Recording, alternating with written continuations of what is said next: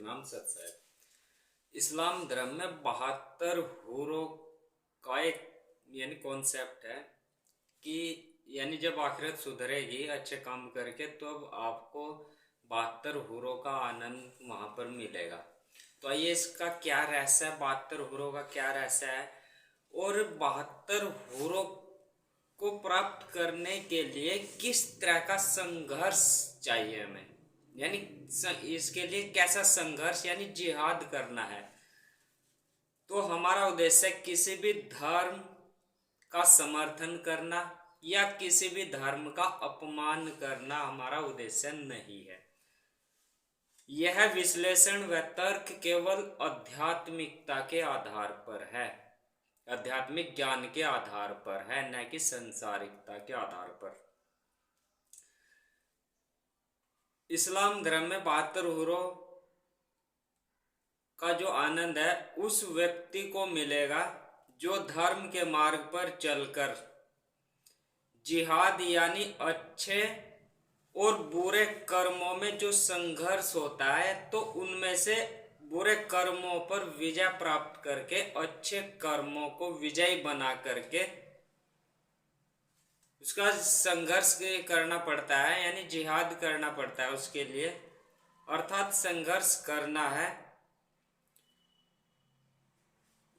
नेक कर्म करके और ईमान ला करके वह मोमीन बन करके शाकाहारी जीवन व्यतीत करके जब आखिरत में फैसला होता है, जो आपने अब नेक कर्म किए हैं, अच्छे कर्म किए हैं, तब जब यह शरीर आप छोड़ते हैं आखिरत में आपके कर्मों आपके अच्छे कर्म भी देखे जाएंगे और आपके बुरे कर्म भी देखे जाएंगे। तो आपके अच्छे कर्मों का पलड़ा भारी होना चाहिए, वहां पर अच्छे कर्म ही होने चाहिए और बुरे कर्म शून्य होने चाहिए।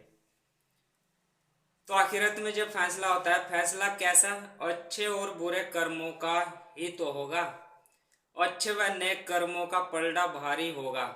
इस्लाम धर्म में कुछ लोग मानते हैं कि कर्मों का फल नहीं होता है, लेकिन आखिरत में जब फैसला होता है तो वह हमारे कर्मों का ही होता है, आपके नेक कर्म का होता है और आपके बुरे कर्म का होता है।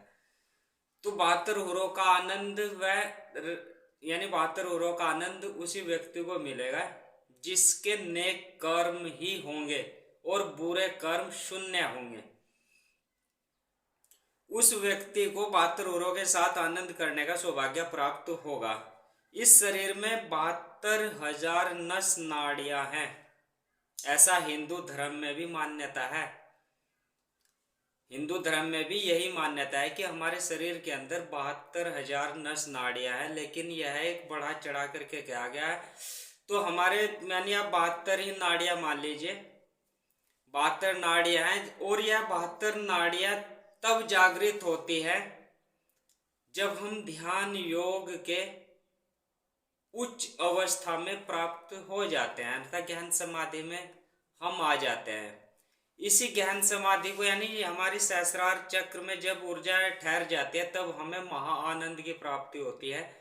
इसी सहस्रार चक्र को 7वां आसमान कह करके इस्लाम धर्म में भी संबोधित किया गया है कि अल्लाह की बादशाह 7वें आसमान पर है। तो जब आप अपनी इबादत करके अल्लाह के नाम की तस्बीह करके इस अपनी बहती हुई ऊर्जा को ऊर्ध्वगामी करके 7वें आसमान पर ले आएंगे तब आपको 72 हूरों जैसा आनंद मिलेगा, यह निश्चित है। लेकिन आध्यात्मिकता के मार्ग पर चलकर साधारण मनुष्य को नहीं मिलेगा। न तो वह हिंदू धर्म में मिलता है न इस्लाम धर्म में मिलेगा। तो इस शरीर में 72,000 नस नाड़ियां होते हैं, ऐसा हिंदू धर्म के शास्त्र ग्रंथों में भी कहा गया है।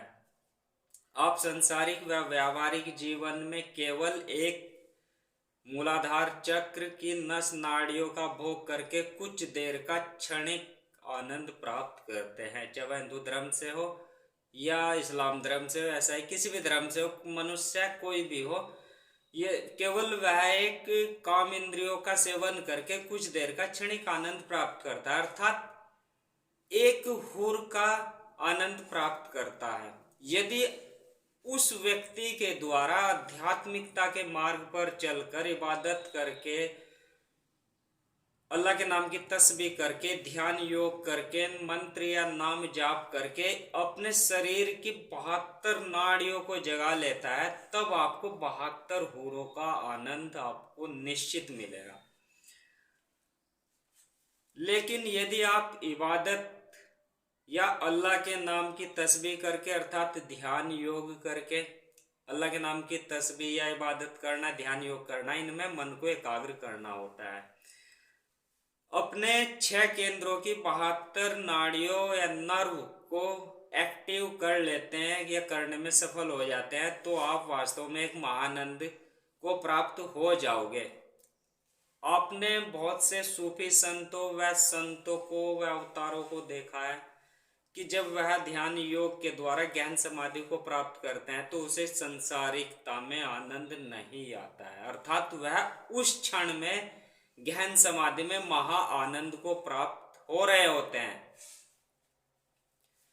ऐसा आनंद जिसकी कोई सीमा ही नहीं है, यानी खत्म होने वाला ही नहीं है। कुछ यानी जब आप संसारिक व्यक्ति एक इंद्रिय का उपयोग करके क्षणिक आनंद प्राप्त करता है, यानी उसकी एक सीमा होती है, 1 मिनट 2 मिनट 10 मिनट, लेकिन यह आनंद यदि आपने 72 नाड़ियों को जगा लिया है ध्यान योग के द्वारा, इबादत के द्वारा, तब उसकी कोई सीमा ही नहीं है, उस आनंद की कोई सीमा ही नहीं है। और सब आनंद, सब रस उस आनंद व उस महारस के आगे फीके हैं। तो ऐसा आनंद जिसकी कोई सीमा ही नहीं है। एक नाड़ी का आनंद क्षणिक है, लेकिन सभी चक्रों की 72 नाड़ियों का संयुक्त आनंद ऐसा ही होता है। महानंद ऐसा होता है जिसकी कोई सीमा ही नहीं होती है, वह खत्म होने वाला नहीं होता है, वह कभी भी खत्म नहीं होता है। आपकी संसारिक इच्छा पूरी होने पर, यानी एक इंद्रिय के द्वारा संसारिक इच्छा कुछ देर के लिए पूरी हो जाती है, तो आपकी कोई भी इच्छा यदि वह पूरी हो जाती है तो आप एक आनंद का अनुभव करते हैं। लेकिन जब हम आध्यात्मिकता के मार्ग पर चलकर, इबादत के मार्ग पर चलकर, ध्यान योग के मार्ग पर चलकर, मन को एकाग्र करके इस बहती ऊर्जा को दुर्गामी करके सहस्रार चक्र में ले आते हैं, तो हमारी कोई भी इच्छा शेष नहीं रहती है। तो जब सभी इच्छाएं पूरी हो जाती हैं, तो यानी एक इच्छा करके तो कुछ देर का आनंद मिलता है, लेकिन जब सभी इच्छाएं पूरी हो जाती है तो एक महाआनंद की प्राप्ति वहां साधक को होती है। और ऐसा वास्तव में होता है। तो वहां पर आनंद अमिट है, उसकी कोई सीमा नहीं है, और फिर जीवन में पुनः दुख नहीं आता है। यदि आप एक इंद्रियों का आनंद लेते हैं, क्षणिक होता है, लेकिन दोबारा से फिर से वही दुख का अनुभव आप करते हैं, आपकी इच्छा फिर से जागृत हो जाती है। लेकिन यदि आप ध्यान योग करते हैं तो वहां पर फिर इच्छा जागृत नहीं होती और एक महाआनंद, एक लगातार आनंद साधक को मिलता है। लेकिन धर्म के मार्ग पर चलकर 72 नाड़ियों को जगाने पर सभी इच्छाएं पूर्ण हो जाती हैं, कोई भी इच्छा शेष नहीं रह जाती है, तब आपको महाआनंद मिलता है।